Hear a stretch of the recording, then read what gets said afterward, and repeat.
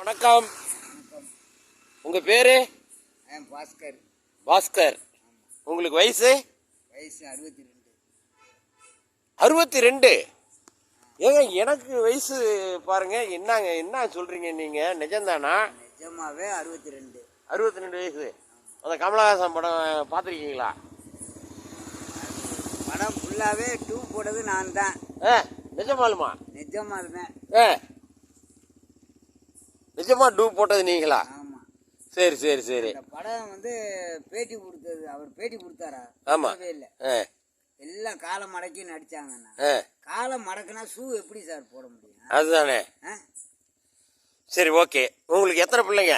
எனக்கு 2 பையனும் ஒரு பொண்ணு. ஒரு பொண்ணு. உங்களுடைய கல்யாண சுவாரஸ்யங்களை சொல்லுங்களேன். ஏதோ உங்களுக்கு முதல்ல யார் பார்த்தாங்க? கல்யாணம் அத்தை பார்த்தது. அத்தை பொண்ணு. அத்தை பொண்ணு அது எப்படின்னா தாய் மாமன் பொண்ணு. சரி. ஆமாம். சொல்லுங்க. எனக்கு பேசி நிச்சயம் பண்ணி ஓடி போச்சு.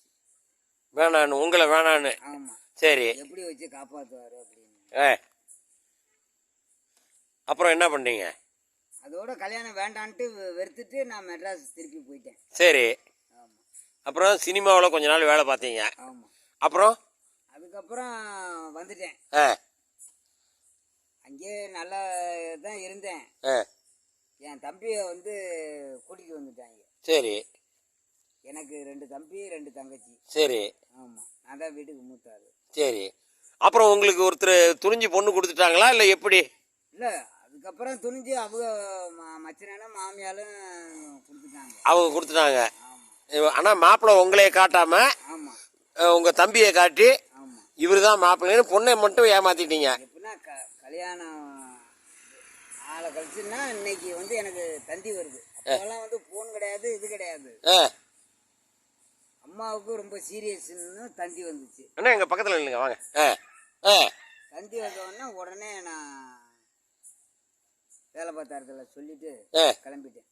ஒரு அப்போதைக்கு ஒரு 5 ரூபா 5000 ரூபா காசு கொடுத்தாங்க. சரி. சரி, நான் கொண்டுகிட்டு போயிட்டு வர்றேன். சும்மா பக்கத்தில் அந்த ஹைட்டு தெரியறதுக்காக, வேற ஒன்றும் இல்லை. சரி, சொல்லுங்க சொல்லுங்க. கிளம்பிட்டேன். அதுக்கப்புறம் உடனே இங்கே வந்தால் என்ன மாப்பிள்ளை இப்போ தான் வர்றாரு அப்படின்னாங்க.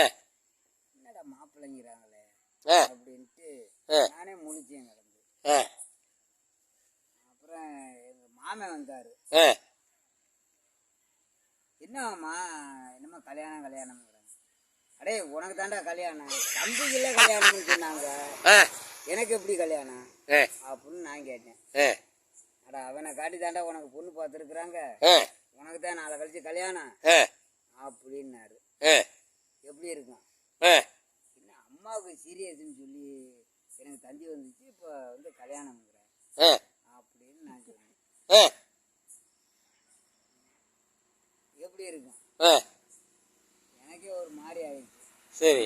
ஆசைப்படி அப்படின்ட்டு நான் அப்பயே கிளம்பிட்டேன். திருப்பி மெட்ராஸுக்கு கிளம்பிட்டேன். கிளம்புனா விடலை, பிடிச்சி உட்கார வச்சு இது கல்யாணம் பண்ணா குடும்பம் பண்ணுறது நானும், நீங்க இல்லை, உன் மயம் இல்லை. அந்த பொண்ணு சம்மதிக்கணும். நான் ஆளு குட்டியா இருக்கிறேன், அந்த பொண்ணு ஹைட்டா இருக்குங்கிறீங்க அப்படின்னு சொல்லி சத்தம் போட்டுக்கிட்டு உடனே வண்டி எடு போவோம் அப்படின்ட்டு அப்போவே காரை எடுத்துக்கிட்டு பொண்ணு வீட்டுக்கு வந்தோம். இந்நேரமாக இருக்கும். ஆமாம், 11 மணி இருக்கும் நைட்டு.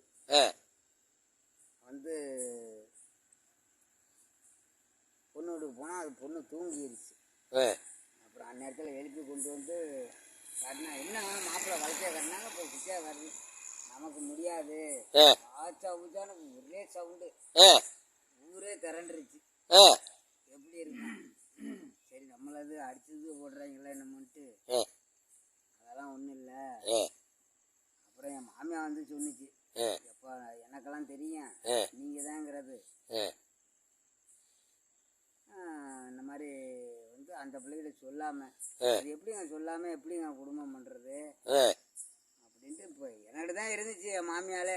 ஆ நான் தான் வச்சு மச்சனைங்க 3 பேர், ஆ நான் தான் வச்சு சோறு போட்டேன். ஆ கடைசியில் என் வீட்டில் தான் செத்துச்சு, நல்லபடியாக அடக்கம் பண்ணேன். சரி, உங்களுக்கு பிள்ளைங்க? நான் 2 பையனும் ஒரு பொண்ணும். ஒரு பொண்ணும். எல்லாம் என்ன பண்ணிட்டு இருக்காங்க? எல்லாம் ஒரு லெவலுக்கு கொண்டு வந்துட்டேன். சரி, ஆமாம். ஒரு பிள்ளைகளை பற்றி மட்டும் சொல்லுங்க. பெரிய பிள்ளை? பெரிய பையன் வந்து இன்ஜினியரு, ரைட்டு. Computer engineering. சரி. சின்னவன் வந்து அப்படி எங்க வாங்கினேன்? சொல்லுங்க. இன்ஜினியரு, பிஹெச்எல்ல வேலை பார்க்குறேன். பிஹெச்எல்ல? பிஹெச்எல்ல வேலை பார்க்குறாரு, எம்ப்ளாயி. எப்படியே பிடிச்சிங்க, இங்கே கீழே பட்டு பிடிங்க.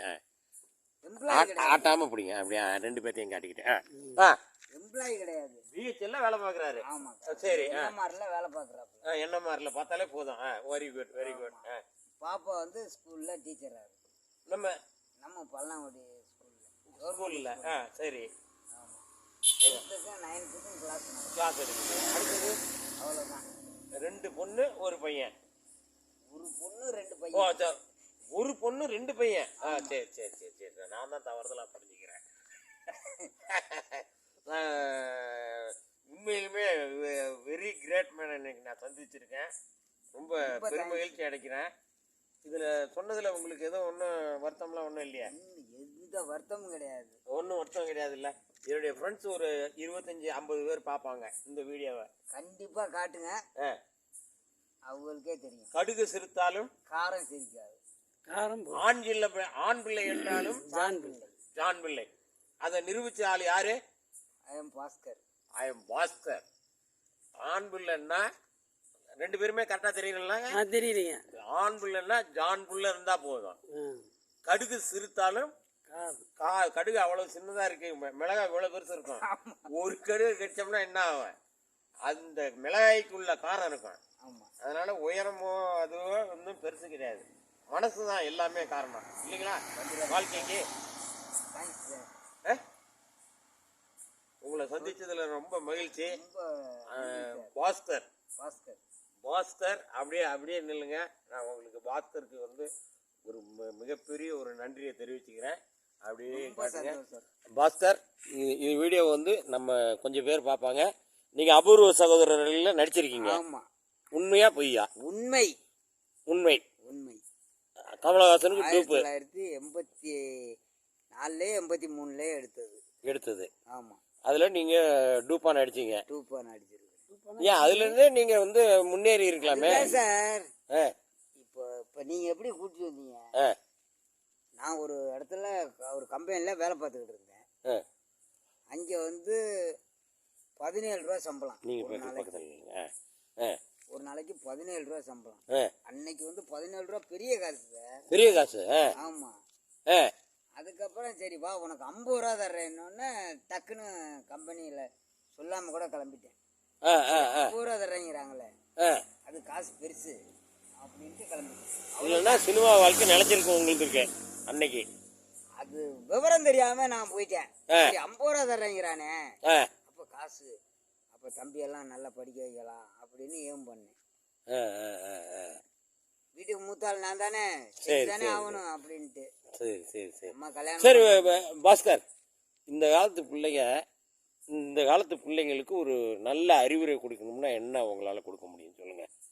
நான் இப்போ என் பிள்ளைகள ஏதோ ஒரு லெவல், உங்க பிள்ளைகளை நல்லபடியா வளர்த்துட்டீங்க, அது ஒன்றும் பிரச்சனை கிடையாது. இந்த காலத்து பிள்ளைகளுக்கு ஒரு நல்ல ஒரு அறிவுரை கொடுங்க. அறிவுரை வந்து எந்த பிள்ளையும் கேட்க மாட்டேங்குது சார். இந்த செல்லு கொடுக்க கூடாது சார், என்ன பொறுத்தளவு அதான். செல்லு கொடுக்க கூடாது.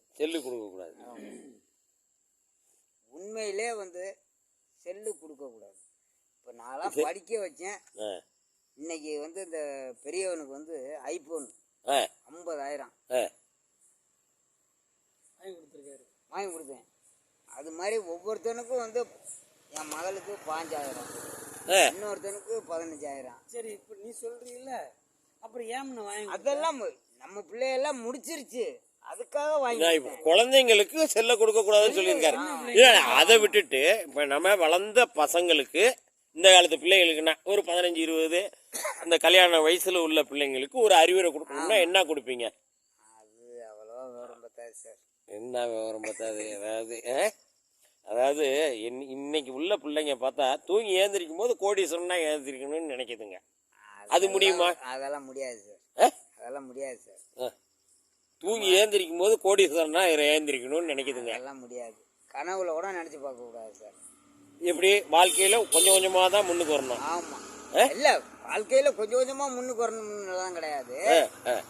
என்ன பொறுத்தளவு இன்னைக்கு பொழுது எப்படி போகும், நாளைய பொழுது எப்படி போகும், அதான் என்னுடைய குறிக்கோள். நான் அதே மாதிரி வாழ்ந்தேன். எனக்கும் நெருக்கி 64 வயசு ஆகுது. 64 வயசு.